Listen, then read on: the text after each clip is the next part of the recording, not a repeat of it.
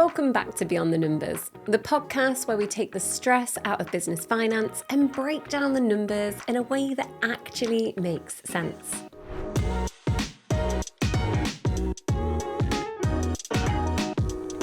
Today's episode comes with a big question.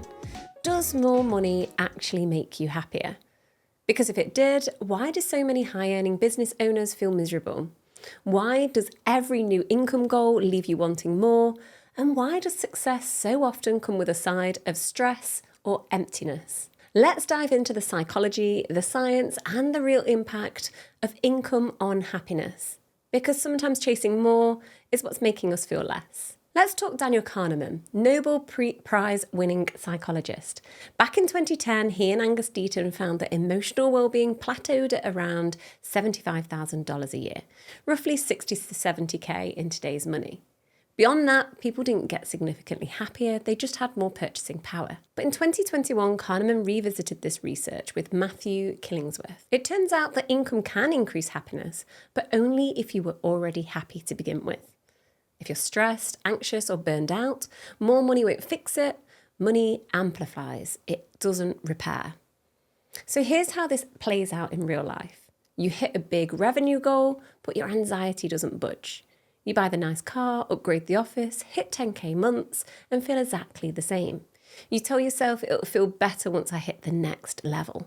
And suddenly your business becomes a treadmill you can't get off. Welcome to the hedonic treadmill, or hedonic adaptation.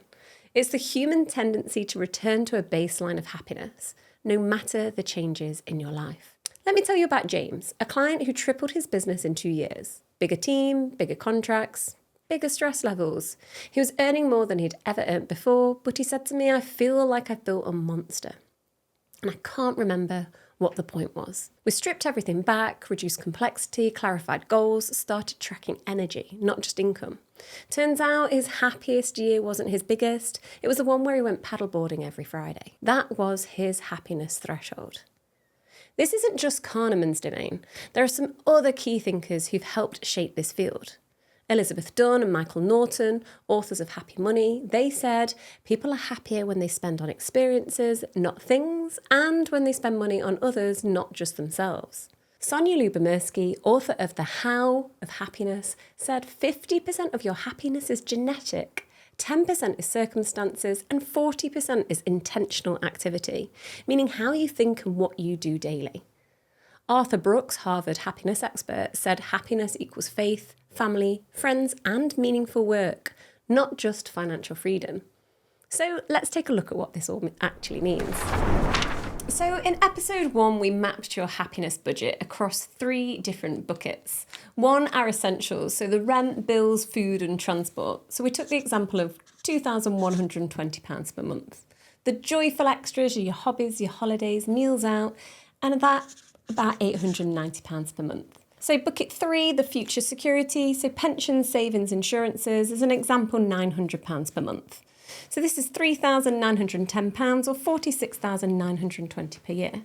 Now let's layer in what science says. Prioritise spending that gives you more time, so cleaning, delivery services. Create memories and meaning, and deepen connection with others. And reduce spending that feeds comparison, leads to debt or stress, and doesn't spark actual joy. Thanks, Marie Kondo. So what are my top tips to get into grips with your happiness number? Tip 1, spend on experiences, not stuff. A weekend away will give you more happiness than a new phone. Tip 2, track your energy, not just your income. What lifts you up and what drains you? Make business decisions based on both. Tip 3, add joy to your calendar, not just your to-do list. If it's not scheduled, it won't happen. Tip 4, give. Studies show people who donate or spend money on others are happier, especially when it aligns with their values. Tip 5, know your threshold. What's the minimum income that funds a joyful, peaceful life? Focus on that first, then decide if more is worth the trade-off. So, does more money make you happier? Sometimes, but not always and not forever. There's a point where the chase becomes the problem. Instead, know your happiness number. Design your business to support your life, not just your bank account. And remember, the best return on investment might not be revenue, it might be joy. But here's the real question. Does earning more actually make us happier? So I challenge you to do a joy audit. Look at your last 10 purchases and 10 business tasks and circle what sparked joy or peace and what can you cut? What can you double down on? If this episode struck a chord, tag me with your happiness threshold. What's your number? What's your joy budget? And what's your peace worth? In the next episode of Beyond the Numbers, we'll look at how to plan your business exit, even if you're not planning to sell anytime soon. Because building for freedom doesn't happen by accident.